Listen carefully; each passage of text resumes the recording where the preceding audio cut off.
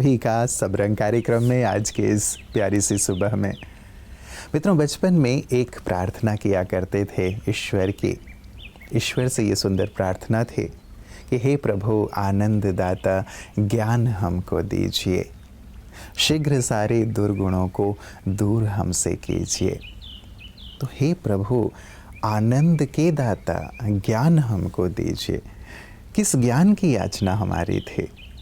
वो सत्य ज्ञान ही है जो आत्मा को परमात्मा से जोड़ देता है, जो हमें परमात्मा के नज़दीक ले जाता है। जिस ज्ञान का अभाव है उसी ज्ञान की तो हम कामना करते हैं, उस ज्ञान की कामना करते हैं जो ज्ञान हमें भवसागर से पार ले जाए। उस ज्ञान की कामना करते हैं जो हमें सद्विवेक भर दे।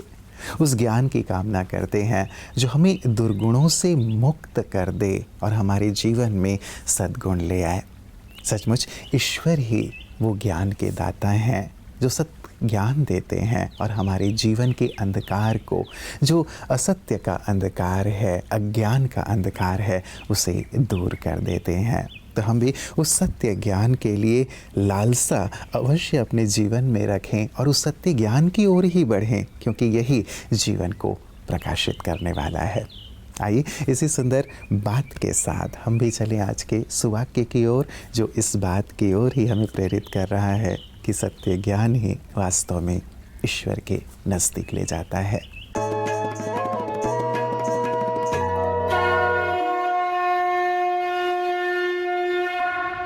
जब आत्मा विषय विकारों और अज्ञान के बंधनों में जकड़ी होती है, तब परमात्मा शिव उसे ज्ञान, योग और आत्मिक शक्ति देकर मुक्ति का मार्ग दिखाते हैं। जब आत्मा परमात्मा शिव से योग लगाकर उनकी शिक्षाओं को अपनाती है, वह न केवल स्वयं को पावन बना लेती, बल्कि भविष्य में आने वाली सतयुगी दुनिया के विश्व की मालिक भी बन जाती है। परमात्मा शिव का यह कार्य कोई साधारण कार्य नहीं, बल्कि सृष्टि चक्र का सबसे बड़ा और महत्वपूर्ण परिवर्तन है और उनके इसी कर्तव्य का यादगार स्वरूप काशी विश्वनाथ ज्योतिर्लिंग के रूप में दर्शाया गया है। मित्रों, प्रार्थना की अगली लाइनें हैं कि हे प्रभु लीजिए हमको शरण में, हम सदाचारी बने, ब्रह्मचारी, धर्म रक्षक, वीर व्रतधारी बने। कितनी सुंदर सी प्रार्थना है ना। और ये अंतरात्मा की एक चाहना है, एक कामना है कि प्रभु आप मुझे अपनी शरण में ले लीजिए ताकि मैं सदाचारी बन सकूं। हमेशा ही मेरे आचरण में सदाचार रहे, किसी भी प्रकार का दुराचार शामिल ना हो पाए। जो दाग धब्बे लग जाते हैं वो दाग धब्बे ना लगें। मैं ब्रह्मचारी रहूं, व्रतधारी रहूं, और ये आपकी शरण में रह कर के ही हो सकता है, क्योंकि आपका प्रकाश, आपकी शक्ति मुझे हर प्रकार के दुर्गुण से मुक्त रखेगी और मुझे सत्य पथ पर चलने की शक्ति भी प्रदान करेगी। वास्तव में अंतरात्मा में ये भाव भरे हुए हैं कि ईश्वर का सानिध्य, ईश्वर का सामीप्य ही हमें ये प्रदान कर सकता है। इसीलिए बचपन से हमें ये प्रार्थना सिखाई जाती रही है। तो क्यों ना मित्रों, अब जबकि हमने होश संभाला है तो इसी सत्य पथ की ओर चलें और ईश्वर को जानते हुए, समझते हुए उनसे हम सत्य ज्ञान, सद्गुण और साथ ही सत्य पथ पर चलने की शक्ति प्राप्त करें। ओम शांति। पीसीओएस आज लाखों महिलाओं को प्रभावित कर रहा है, लेकिन जानकारी कम है और भ्रम ज़्यादा है। तो चलिए आज हम इन मिथ को साफ करते हैं और पीसीओएस की सच्चाई को समझते हैं। सबसे पहली बात, हम समझते हैं कि पीसीओएस सिर्फ मोटी महिलाओं को ही होता है। जी नहीं, ऐसा नहीं है। पीसीओएस सिर्फ वजन की समस्या नहीं है। पीसीओएस एक हार्मोनल असंतुलन है, ये एक मेटाबॉलिक डिसऑर्डर है, लेकिन पतली महिलाओं में भी हो सकता है क्योंकि ये इंसुलिन रेसिस्टेंस की समस्या है। दूसरा, पीसीओएस कभी ठीक नहीं हो सकता है। पीसीओएस यदि पूरी तरह खत्म ना भी हो, फिर भी दवा और लाइफस्टाइल मैनेजमेंट के साथ, यानी आप यदि अपने वजन को नियंत्रित करें, आपके खान पान को सही रखें, स्ट्रेस मैनेजमेंट करें, तनाव प्रबंधन, तो ये बहुत हद तक से खत्म कर सकते हैं, रिवर्स भी कर सकते हैं। पीसीओएस सिर्फ मासिक धर्म की समस्या है? जी नहीं, पीसीओएस आपके पूरे शरीर को प्रभावित करता है। पीसीओएस की वजह से आगे जा कर के आपको डायबिटीज़ हो सकता है, ब्लड प्रेशर की समस्या हो सकती है, यहाँ तक कि आपके मानसिक स्वास्थ्य को भी प्रभावित कर सकता है। इसलिए पीसीओएस सिर्फ पीरियड्स की समस्या नहीं है, पीसीओएस आपके पूरे शरीर को प्रभावित करता है। पीसीओएस का इलाज सिर्फ दवा ही है क्या? जी नहीं, पीसीओएस का इलाज, सबसे महत्वपूर्ण इलाज वो है लाइफस्टाइल मैनेजमेंट। दवा तो आपको लेना है, लेकिन lifestyle management is the first line of treatment. तो ये थे कुछ पीसीओएस के मिथ बनाम सच्चाई। हम आशा करते हैं कि आप पीसीओएस के साथ भी एक खुशहाल और स्वस्थ जीवन को निभा पाएंगे जब आप समझेंगे कि पीसीओएस क्या है। ओम शांति। मित्रों, शिव संदेश में हम प्रतिदिन 12 ज्योतिर्लिंगमों की सुंदर चर्चा कर रहे हैं, चिंतन कर रहे हैं, यात्रा कर रहे हैं और अपने आप को आध्यात्मिक भाव से भर रहे हैं। आज चलते हैं काशी विश्वनाथ की ओर, जो कि यूपी के वाराणसी में स्थित है।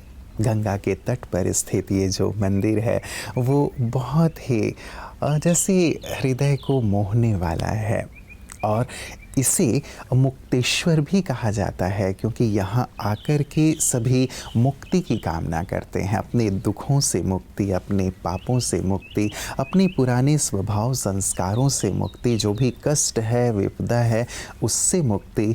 और मुक्तेश्वर काशी विश्वनाथ बाबा सबको ये मुक्ति देते भी हैं।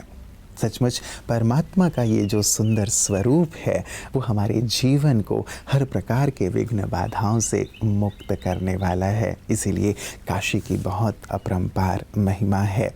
कहा जाता है कि कई आक्रांताओं ने इस पर आक्रमण भी किए, लेकिन 18वीं सदी में अहिल्याबाई होलकर ने इसका जीर्णोद्धार कराया और आज ये अपने ऐसे स्वरूप में स्थित है जो सारे विश्व भर के लोगों को अपनी ओर आकर्षित करता है।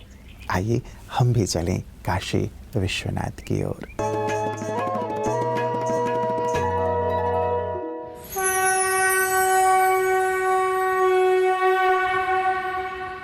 काशी, जिसे बनारस या वाराणसी के नाम से भी जाना जाता है, लगभग 23,000 मंदिरों और आराधनालयों के साथ आध्यात्मिकता का उद्गम स्थल और भारत की आध्यात्मिक राजधानी माना जाता है। यह उत्तर प्रदेश में गंगा नदी के पश्चिमी तट पर स्थित है। काशी में भगवान शिव को विश्वनाथ या विश्वेश्वर कहा जाता है, यानी ब्रह्मांड का भगवान। जन्म, जीवन और मृत्यु के कठोर चक्र से मुक्ति पाने के लिए भक्त काशी के पवित्र शहर में जाते हैं। शिव जब आएंगे तो केवल भक्तों को दर्शन देकर थोड़ा ही चले जाएंगे। वे ज्ञान के सागर हैं, वे योगेश्वर हैं।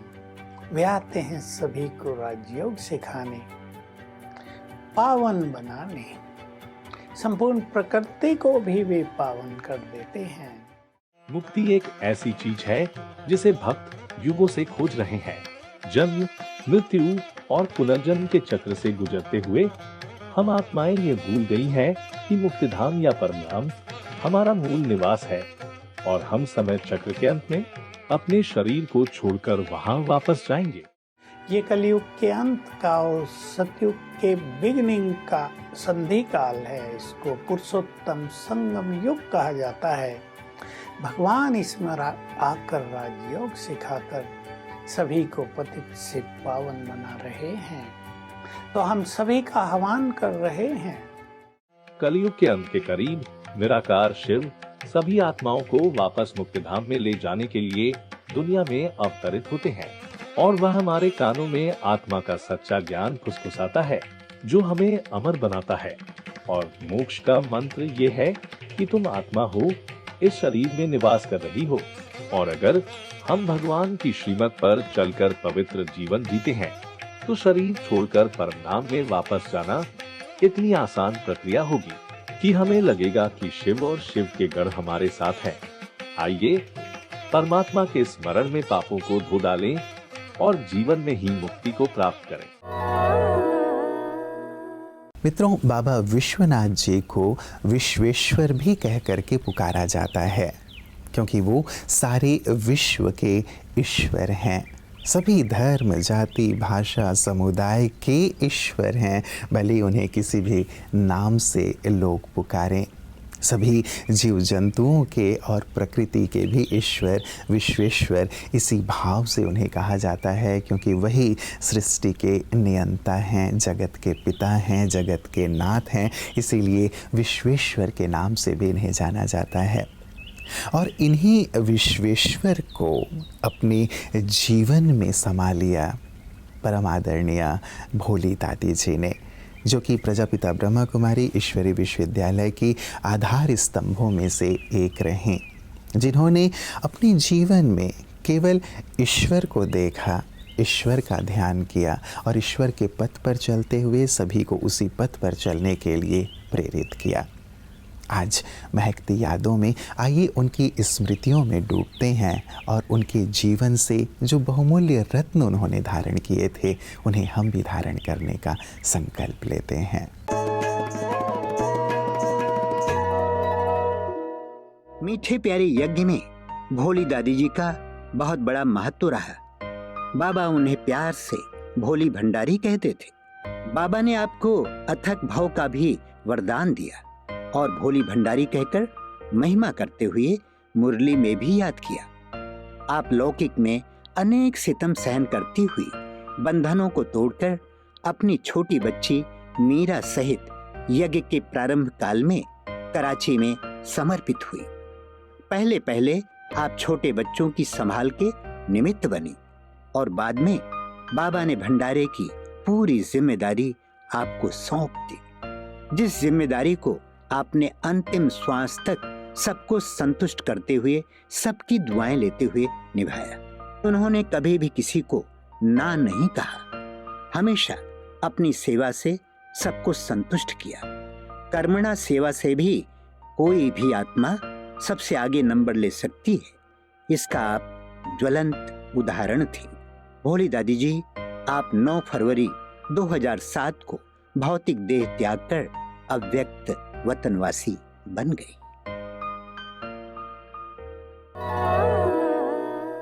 मित्रों, जिस प्रार्थना से आज मैंने सबरंग कार्यक्रम की शुरुआत की थी, उसी प्रार्थना से ही अंत कर रहा हूं, क्योंकि आज इसी पर हम बहुत गहराई से चिंतन करें, क्योंकि ये सचमुच हमें एक प्रकाश की ओर लिए चलने वाला है और अंतर मन से उठने वाली आवाज़ है। और प्रार्थना यही थी कि हे प्रभु आनंद दाता, ज्ञान हमको दीजिए, शीघ्र सारे दुर्गुणों को दूर हमसे कीजिए, लीजिए हमको शरण में, हम सदाचारी बने, ब्रह्मचारी, धर्म रक्षक, वीर व्रतधारी बने। हे प्रभु आनंददाता, ज्ञान हमको दीजिए। तो आज इसी पर गहराई से हम चिंतन करेंगे। जो अंतर की याचना है, कामना है अंतरात्मा की, कि प्रभु सद्ज्ञान दो, सत्य पथ पर चलने की शक्ति दो, दुर्गुणों से मुक्त करो हमें और सदाचारी बना दो। कैसे हम उनके समीप रहते हुए, कैसे हम उसके प्रकाश में रहते हुए अपने आप को ऐसा बना लें, इसी का सुंदर हमें चिंतन करना है। गहराई से इसे अपने भाव में भरिएगा, अपने जीवन में लाइएगा। कल पुनः इसी वक्त आप सभी से मुलाकात होगी। नमस्कार, ओम शांति।